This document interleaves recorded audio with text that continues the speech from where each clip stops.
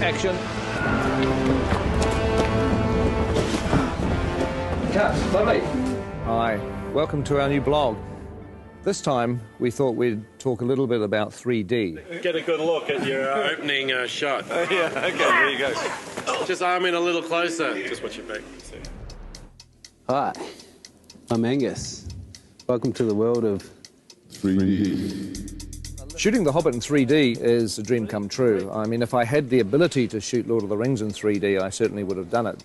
What I actually did on The Lord of the Rings is I had a 3D camera taking 3D photographs. Hopefully, one day, maybe even on 3D Blu-ray, we might be able to actually show you some of the 3D photos from 10 or 12 years ago. 3D and I've got reading glasses, it's all good. But now, the reality is that it's not that difficult to shoot in 3D.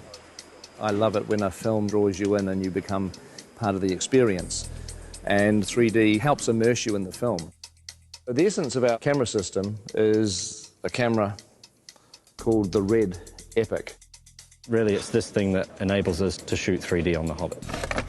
But of course, to shoot 3D, you actually need two cameras. The problem that we have in the cinema world is that the lenses that we use are so large that we cannot get an interocular similar to a human's, which is the separation between your eyes. For us to get the two cameras as close together as possible, they have to shoot into a mirror. We have to use a mirror system, which is a rig that's designed by a company called 3Reality.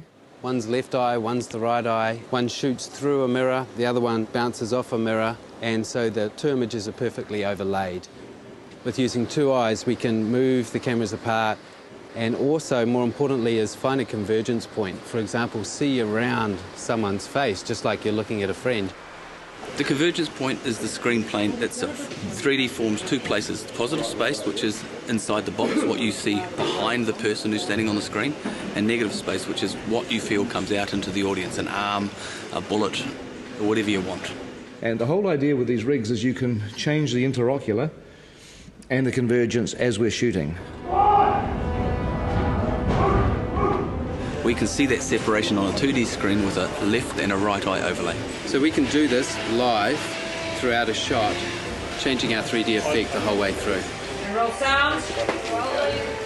We're watching the movie in 3D as we make it. That looks so good. You almost feel like you're in it.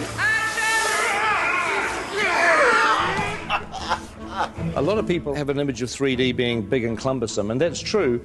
But we've got a lot of different rigs that we've built for different purposes.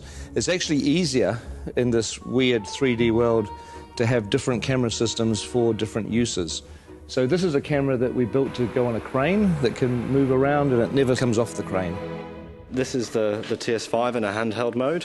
It's our main workhorse camera. It's light, it's small, so it allows Peter to get into very tight, narrow corridors and caves as if he would with a 2D camera. Oh, yes, yes, yes. You know, mobile camera work has always been very important for the films that I've made, and the last thing I wanted to do when we went to 3D was to restrict or change the shooting style. So with the camera doing the help as well, you don't need me to do much.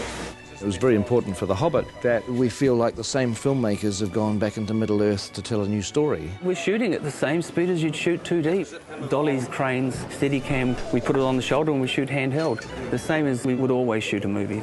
Of course, once you've got 3 or 4 cameras for main unit, you need 3 or 4 cameras for second unit, which is 8 cameras, which is really 16 cameras. This is a world of the Hobbit camera department. We have 48 Red Epic cameras, and they're on 17 3D rigs. This one's called Walter, which was my grandfather. This one's Ronald, my uncle. Emily was Fran's grandmother. Perkins was actually Fran's dog. Witchy Poo, Frank, Bill is my dad. Fergus is the name of one of our pugs. Tricky Woo, that's the name of Pekingese. Stan is another one of our pugs. There's cameras called John and Paul, George and Ringo, who are not relations of mine. Are we having fun? Yay! We're not shooting film, we shoot digitally. We shoot onto these cards, which slot in the side of the camera. And each one of these is 128 gig. On top of that, you're shooting at 5K resolution. A very sharp, clear image. Needs like a chart, but you know, like 5K's there, 4K's about there, and then your 1080 home TV is down here, so It gives you sort of an idea of the amount of information that we're actually capturing on these. Let's do another one of those. 48 frames, yes. Yep. We're shooting the Hobbit at a higher frame rate at 48 frames per second, which is twice the normal 24 frames. The human eye sees 60 frames a second, so 48 frames is more of a natural progression toward giving the viewer what they would actually see in the real world. The people who have seen scenes of The Hobbit at 48 frames a second often say that it's like the back of the cinema has had a hole cut out of it where the screen is and you're actually looking into the real world. Once you add stereo and it gives you that extra ability to control depth, you can devise ways in which it can become part of the storytelling of the film. For instance, in Mirkwood, we really play on the fact that it's a forest that's kind of hallucinogenic almost. It draws you in, it makes you part of it and you may never get out. What we want is just to stay where you are and then... Stay back! Stay where you are! Mirkwood is a big forest and it's full of vines and sinister-looking trees, I suppose you'd say. It has a lot of things hanging down, a lot of things coming from all sorts of angles, and it helps us with the 3D to be able to push into that and try and get the audience to feel that they're actually trying to move into the forest with the cameras and give it that dark and look over your shoulder feeling. Colour-wise, with the red camera, tends to eat colour a little, and so we add more colour. If you look at the ungraded footage, the trees look incredibly psychedelic. They look like they were painted in 1967. We wouldn't normally be quite as bold as this, even in Mirkwood, which is an enchanted forest, so it's like we oversaturate. Look! In the movie, they won't look anything like that. They'll be graded down and you'll just get the barest hint of colour in the finished film. They're coming back! 3D 48 frames is pretty unforgiving, and we have to change our whole way to go about coloring these things, because what we found out in early tests that if there wasn't enough red in these pieces, they would punch up yellow and react differently than normal skin with blood running through it. So here's an example. This is Graham McTavish as Wallen, and we've had to add a lot of red tones to his makeup. So if you notice, if you stick your hand up next to your face, how incredibly pale this man is right now. I've barely seen daylight for the last 6 months, that's fine. Yes. So we have to add the blood in the piece to make him look like a normal flesh tone. It looks freaky now, but on film it's going to read beautifully. Fingers crossed. With the 3D HD stuff, it is amazing how when people's hair moves around on the wigs, it has to actually be the real thing. It has to be real hair. And you find because the number of frames a second you're using and so on and so forth, if you've got real hair moving around, it just looks real. I've never worked on a film that's 48 frames per second and uses the cameras that we're using. It's challenging to look for fabrics that work. I know full well that a fabric that we bought ages ago for a dressing gown for Bilbo would probably make people feel sick if they saw it on camera. It's got spots on it with a little spot inside it, and it would just be like someone throwing stones at your face, I think. So I've avoided that fabric like the plague. It's in very poor taste! Others are just a joy to behold, and the camera picks it up and the audience could see every last detail. So in that sense, it's really exciting. This film is really breaking new grounds in many ways as far as the technology of the filming goes. But John and I are still working in our time-honoured methods of pencil and charcoal, composing pictures in 2D. And we thought we'd try and come up with some way of actually incorporating a 3D aspect into the way that we were producing the concept art. That might communicate more clearly to Peter and to the other technicians. So what we're doing is 2 drawings. One is in red, one is in blue, and the 3D glasses have a red lens and a blue lens, one for each eye.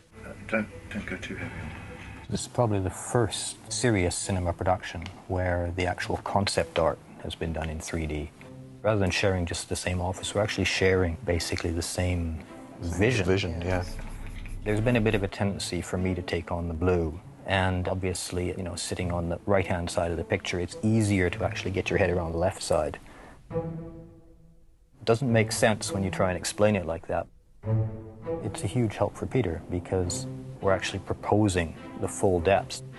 I mean, it means Peter has to wear glasses when he looks at our art, but... Yeah. My God, coming at you, look at that. Woohoo!